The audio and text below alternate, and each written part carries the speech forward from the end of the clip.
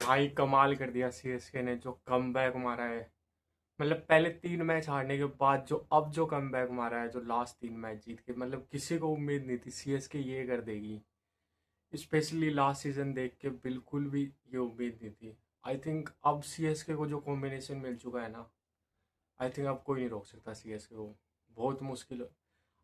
I mean मेरे को विश्वास नहीं हो रहा कि हम, जब मैं पिछली बार रिकॉर्ड किया था तब मैंने बोला था कि राजस्थान रॉयल जा सकती है, टॉप 2 तक की बात की थी मैंने। अब मेरे को सबसे तो ज़्यादा चांसेस लग रहे हैं कि सबसे पहले बाहर कौन होगा, वो राजस्थान रॉयल लग रही है। सीएसके और राजस्थान सेम पॉइंट्स पे हैं। आई फील अब तो मेरे हिसाब से it's done. I think Chennai will be going through.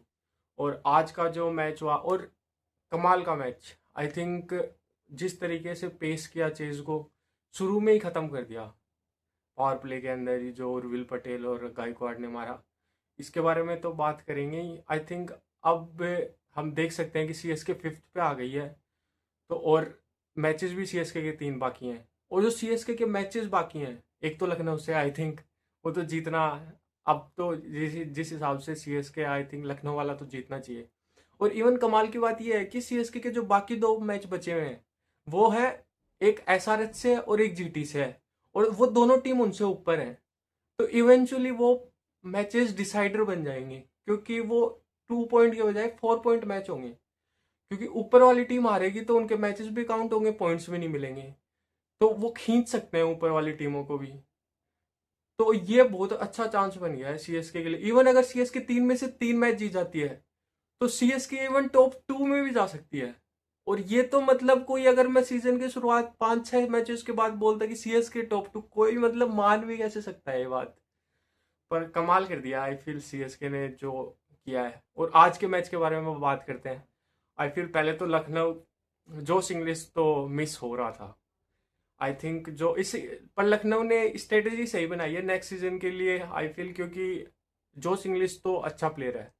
अब आई थिंक आप एडन मार्करम को बैठा सकते हो, आप एक और नेक्स्ट सीजन में एक फास्ट बॉलर देख सकते हो, क्योंकि आज भी हमने देखा बॉलिंग में तो दिक्कत हो रही थी। अब ये नेक्स्ट सीजन के लिए जाने के लिए एक अच्छा कॉम्बिनेशन बन गया है एलएसजी के पास, कि आप मार्स और इंग्लिश से ओपन कराइए, दोनों बढ़िया ताबड़तोड़ बैटिंग करते हैं। आई थिंक इंग्लिश ने जो स्ट्राइक रेट से भी खेला, वो उसने बहुत तगड़ा पूछ दिया। 257 की स्ट्राइक रेट से खेला है इंग्लिश ने। आई फील 85 रन बनाए हैं, बहुत ही तगड़ा। आई थिंक 203 सीएस के, जिस हिसाब से हमने पिछला मैच देखा था जीटी वर्सेस सीएस के हुआ था एक्सफील्ड चेन्नई में, वो 153 था और वो इजी चेज कर लिया था। तो उस हिसाब से लग रहा था कि 203 ट्रिकी हो सकता है। पर जो सीएसके की शुरुआत मिली है भाई, उर्विल पटेल ने फास्टेस्ट सेंचुरी मार, मतलब जॉइंट फास्टेस्ट मार दी है आईपीएल की half century with Vaibhav Sooryavanshi. I feel जो शुरुआत की, आई थिंक मेरे को एक वो पारी याद आ गई, इस मैट में मारी थी उर्विल पटेल ने। जब इस मैच शुरू शुरू हुआ था, इस मैच में 100 मारा था उर्विल पटेल ने। उसमें भी इसी तरीके से आते ही धड़ धड़ धड़ धड़ धड़ धड़ धड़ कमाल की बैटिंग की उर्विल पटेल ने। और आई फील एक अच्छी बात ये कि हो गई है चेन्नई के लिए, कि जैसे कल हमने राजस्थान के मैच में देखा था कि जब इतना बड़ा टारगेट होता है ना, 200, चलो ये तो आज फिर भी 205 था, 215-20 होता है, तो आपको इतनी मारने की भी जरूरत नहीं होती, अपने आप को होल्ड करना भी होता है पिच पे। जैसे कल हमने देखा कि जायसवाल, वैभव सूर्यवंशी एक्स्ट्रा, मतलब वैभव का तो वो गेम ही है कि मार के चलना, लेकिन जायसवाल भी जानबूझ के जो मारने वाली गेंद नहीं है उसको भी मारने के लिए जा रहे थे। आई थिंक वो आज गायकवाड़ ने अपने आप को रोक के रखा दूसरे एंड पे, क्योंकि वो बहुत जरूरी होता है I think wickets in hand. क्योंकि फिर अगर मान लो गायकवाड़ भी जल्दी आउट हो जाए, तो फिर उर्विल पटेल पे भी थोड़ा प्रेशर बनेगा। तो आज जिस तरीके से खुल के खेला, उस तरीके से मुश्किल हो जाएगा खेलना।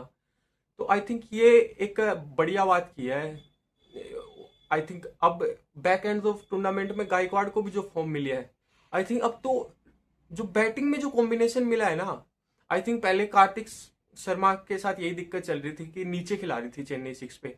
हम इस मैच में देखते हैं, राजस्थान के लिए खेलते हैं, कार्तिक शर्मा 4 से नीचे कभी नहीं खेले हैं इस वाले इस मैच में, और 4 पे ही उनके रन है। और वो हमको देखने को ही मिलता है, जिस तरीके से वो शुरू में डॉट बॉल्स खेलते हैं। आज भी उन्होंने डॉट बॉल खेली, बीच में भी फंसा दिया था मैच एक बार के लिए। तो वो तो दिक्कत है उनके साथ। लेकिन आई थिंक वो 4 पे एक परफेक्ट कॉम्बिनेशन है, तो उस हिसाब से एक परफेक्ट कॉम्बिनेशन मिल गया है सीएसके को, कि ऊपर टॉप 3 है, उसमें से एक रोक के खेलता है गायकवाड़ कि भाई देख के खेल लेता हूँ, और संजू सैमसंग और उर्विल पटेल दो चलाने वाले बैट्समैन मिल गए हैं।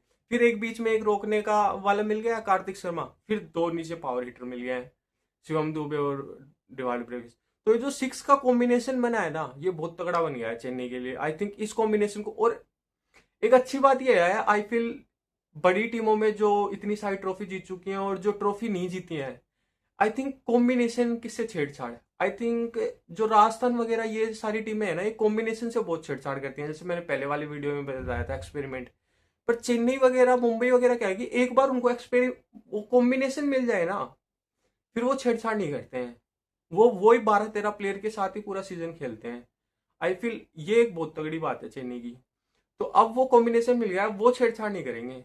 अब मेरे हिसाब से तो Chennai are going through top 4। Top 4 तो पक्का है उनका, आई थिंक कोई नहीं रोक सकता। और क्या पता हमें थाला भी देखने को मिल जाए, इससे अच्छी बात तो कोई हो ही नहीं सकती है। सो कमाल की बैटिंग की। पर वो बात करना भूल गए हम कि जो मिडल में, आई थिंक 8 ओवर में चेन्नई ने 121-122 रन बना दिए थे, 8.6 या 8.7 में। वहां खत्म हो गया था मैच। क्योंकि फिर तो एक वो आर्टिफिशियल एक्साइटमेंट होती है करने के लिए कि भाई हाँ फंस रहा है फंस रहा है फंस रहा है फंस रहा है। और वो पता ही था कि उनके पास पांचवा बॉलर नहीं है। वो पिछले मैच में बच गया, दिग्वेश राठी ने बेंगलोर के खिलाफ वो रेमारियो सेफर्ड की गुगली पिक नहीं हुई उससे, अदरवाइज उनके पास पांचवा बॉलर नहीं है। दिक्कत यही हो जाती है कि वो आप शुरू में ही आप 4 बॉलर से कराने को देखते हैं, पर शहबाज के अलावा फिर आज जैसे देखा कि माकरम था, मान लो कि उसकी जगह प्रिंस यादव का एक ओवर होता और 8 की जगह 11 होते, तो स्टिल मैं मानता कि मैच में कुछ है। पर माकरम को आप शिवम दुबे के सामने लास्ट ओवर दोगे तो कोई सेंस ही नहीं बनता आई थिंक। तो वो क्लियर फेवरेट्स थी चेन्नई, वो एक आर्टिफिशियल एक्साइटमेंट ही बचा था लास्ट में। तो आई फील मेरे हिसाब से तो चेन्नई जा रही है।